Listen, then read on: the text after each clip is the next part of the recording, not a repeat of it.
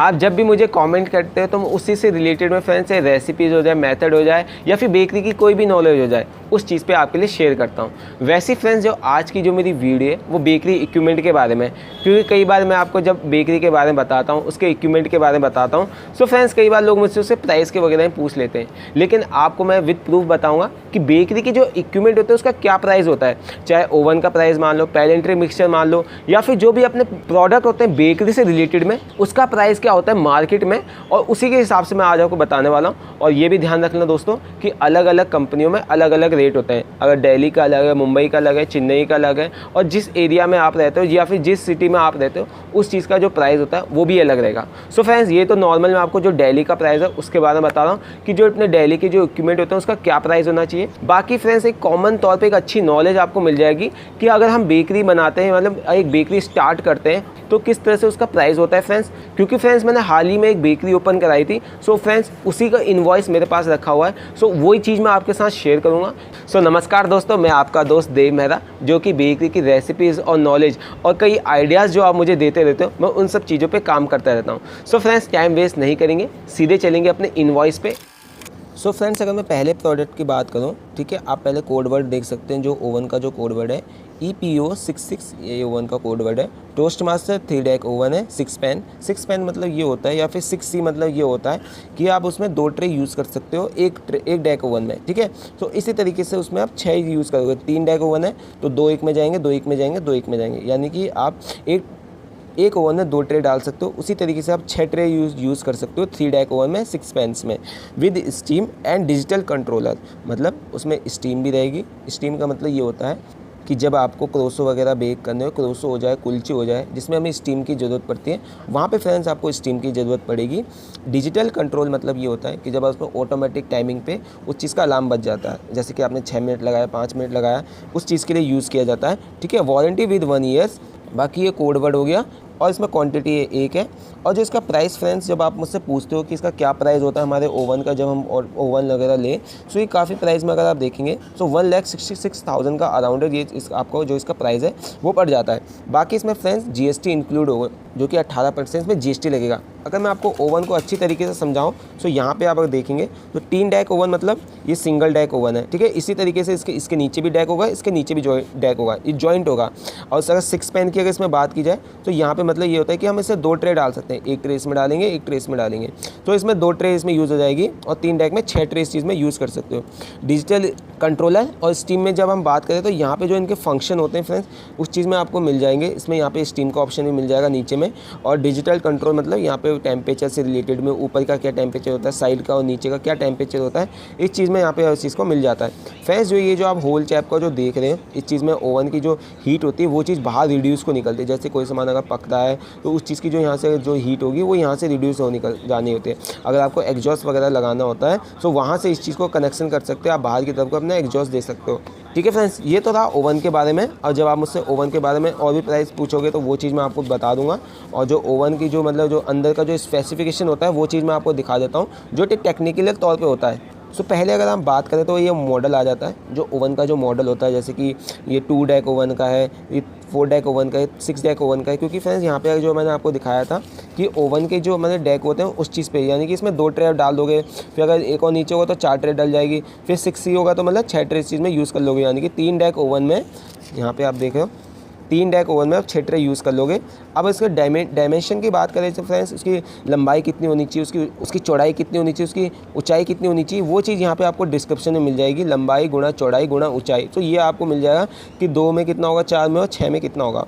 Voltage की बात की जाए तो फ्रेंड्स यहाँ पर आपको वोल्टेज मिल जाता है। सो 2 ट्रे में कितना वोल्टेज लेंगे, या फिर 4 ट्रे में या फिर 6 ट्रे में।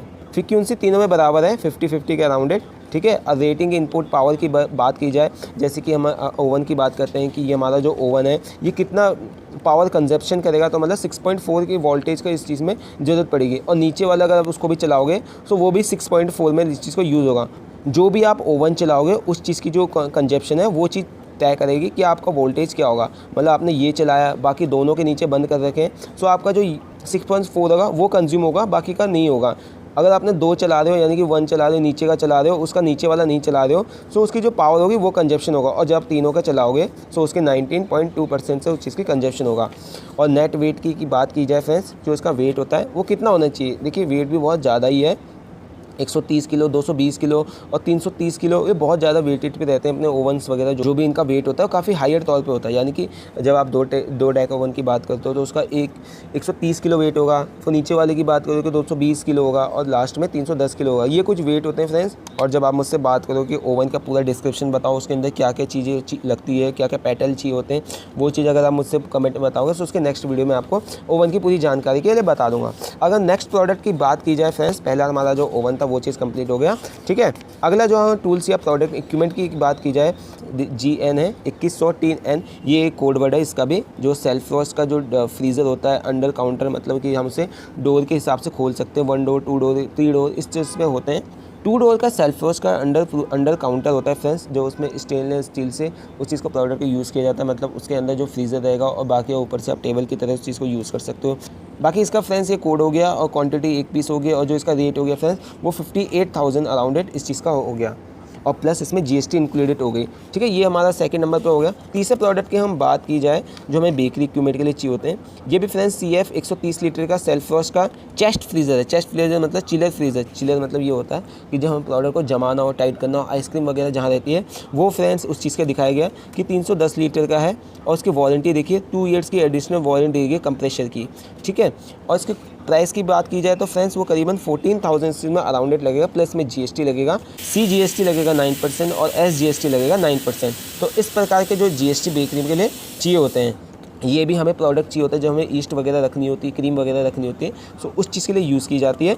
अगले प्रोडक्ट की बात की जाए फ्रेंड्स, अगले प्रोडक्ट में फ्रेंड्स पेलेंट्री मिक्सचर है 20 लीटर्स का, जो हमें चाहिए होता है एक हमने कुकीज़ के लिए, क्रीमिंग के लिए, फेंटने के लिए, उस चीज़ के लिए पेलेंट्री मिक्सचर की ज़रूरत पड़ती है। वारंटी रहेगी इसकी 1 ईयर्स की, ठीक है। क्वांटिटी 1 है, और प्राइस की अगर हम बात करें सो 52,000 का इसमें अराउंडेड पड़ेगा, प्लस इसमें GST इंक्लूडेड होगा फ्रेंड्स 18%, ठीक है। अगले प्रोडक्ट की बात की जाए, पेलेंट्री मिक्सचर देखिए मैंने यहाँ पर लिखा हुआ है 1 2 3 4 कुछ 4 तरह के प्रोडक्ट है। पहले नंबर पर जो है पेलेंट्री मिक्सचर है 10 लीटर का। सेकेंड नंबर पर है ब्रेड स्लाइसर, जो उसका कोड है TR31। तीसरे में फ्रेंड्स 16 ट्रे इलेक्ट्रिक से प्रूफर है, मतलब जो भी अपना ईस्ट का जो प्रोडक्ट होता है उस चीज़ को अगर प्रूफ करना हो तो वहाँ चीज़ में इलेक्ट्रिक से प्रूफर की ज़रूरत पड़ती है, ठीक है। और लास्ट में दोस्तों रैक ट्रॉली, मतलब जो हमें बेकिंग के बाद प्रोडक्ट के लिए ठंडा करने के लिए ट्रॉली की ज़रूरत पड़ती है। सो बात की जाए इसकी प्राइजेस की, जो 10 लीटर का जो पेलेंट्री मिक्सचर है उसका करीबन 26,000 पड़ेगा। सेकंड नंबर जो ब्रेड स्लाइसर है उसका 39 पड़ेगा, और जो ट्रे की बात की जाए प्रूफर के लिए जो हमें चाहिए होता है 16 ट्रे के लिए, उसका पड़ेगा 31,000। और लास्ट में जो ट्रॉली होती है फ्रेंड्स उस चीज़ का जो प्राइस है 13,000 है, प्लस इसमें GST जो इंक्लूडेड है, जो मैंने आपको बताया वो चीज़ इसमें इंक्लूडेड होगी। अगले प्रोडक्ट में फ्रेंड्स स्पाइरल मिक्सचर है, ये SS20B यानी कि 20 लीटर्स का है, ठीक है। क्वांटिटी 1 है, और प्राइस इसकी बात की जाए तो 52,000 के इसमें अराउंडेड इसका जो प्राइस पड़ेगा। अगले प्रोडक्ट में फ्रेंड्स जो छोटे मोटे टूल्स वगैरह होते हैं, इक्विपमेंट्स वगैरह होते हैं, वो चीज़ मैं आपको दिखा देता हूँ। कोई भी प्रोडक्ट बेकरी से रिलेटेड में था उसका क्या प्राइस होना चाहिए, ठीक है। जैसे कि ब्रेड मोल्ड है, केक पैन है, बेकिंग ट्रे है, वेट मशीन है, इसका क्या प्राइस होना चाहिए फ्रेंड्स।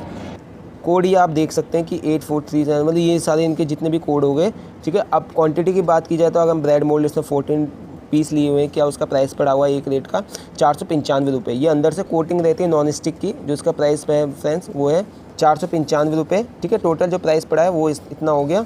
सेकंड में है केक पेन, उसका जो कोड वर्ड ये रखा, और क्वांटिटी 6 पीस है। एक पेन का जो रेट है वो 265 रुपये, और जो टोटल हो गए 1590 रुपये हो गए। बेकिंग ट्रे की बात की जाए, हमें बेकिंग के लिए हमें ट्रे की ज़रूरत पड़ती है फ्रेंड्स, ये करीबन 10 पीस है, और एक पीस का प्राइस जो हो गया फ्रेंड्स 425 रुपये हो गया। ये नॉन स्टिक बेकिंग के तौर पे आपको मिल जाएंगे कोई भी बेकरी प्रोडक्ट के लिए। वेट मशीन की बात की जाए, हमें जो हमें वेटिंग के लिए चाहिए होता है प्रोडक्ट के लिए, वो एक क्वान्टिटी में, और उसका जो प्राइस है फ्रेंड्स वो 4,800 रुपये है। अगले जो है फ्रेंड्स वो SS रिंग है, यानी कि स्टेनलेस स्टील रिंग होता है, 20 पीस है, और एक का जो प्राइस है वो 45 रुपीज़ है।